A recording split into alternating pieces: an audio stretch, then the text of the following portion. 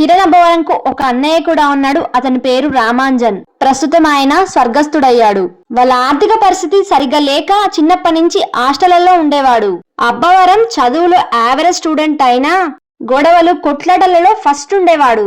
అబ్బవరంకు చిన్నప్పటి నుంచి సినిమాలంటే పిచ్చి. ముఖ్యంగా పవన్ కళ్యాణ్ కు వీరాభిమాని.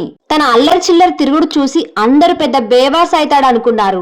కానీ బీటెక్ పూర్తి అవ్వకుండానే కాలేజ్ క్యాంపస్ లో నెలకు 70,000 జీతంతో అందరికన్నా ముందే జాబ్ వచ్చింది.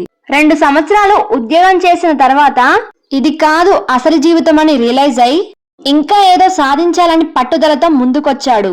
తన నిర్ణయానికి వాళ్ళ అన్నయ్య కూడా మద్దతుగా నిలిచాడు. సినిమా పిచ్చి ఉండడంతో ఇండస్ట్రీకి రావాలని నిర్ణయించుకున్నాడు. అలా కృష్ణనగర్ వచ్చి సినిమా ప్రయత్నాలు చేస్తూ సొంతంగా షార్ట్ ఫిల్మ్స్ తీయడం మొదలు పెట్టాడు. తన మొదటి షార్ట్ ఫిల్మ్ అయిన గచ్చిబౌలి కోసం తన సొంత ఇంటిని అమ్ముకోవాల్సిన పరిస్థితి వచ్చింది. అయినా వెనుకడుగు వేయకుండా వరుసగా షార్ట్ ఫిల్మ్స్ తీశాడు. అలా షార్ట్ ఫిల్మ్స్ ద్వారా తన మొదటి హీరో అవకాశం త్వరగానే వచ్చింది. ఆ సినిమా పేమెంట్ కూడా తీసుకున్నాడు. ఆ సినిమా కంటెంట్ అక్కడ జరిగే వర్క్ నచ్చక ఆ ప్రాజెక్ట్ ని క్యాన్సిల్ చేసుకున్నాడు. మళ్ళీ సినిమా ప్రయత్నాలు చేస్తుండగా డైరెక్టర్ కోలా అనే కొత్త డైరెక్టర్ పరిచయం అయి అతను చెప్పిన స్టోరీ నచ్చి సినిమాకి ఓకే చెప్పాడు. 2 కొత్త వాళ్ళని పెట్టి సినిమా తీయడానికి నిర్మాతలు ఎవ్వరూ ముందుకు రాలేదు.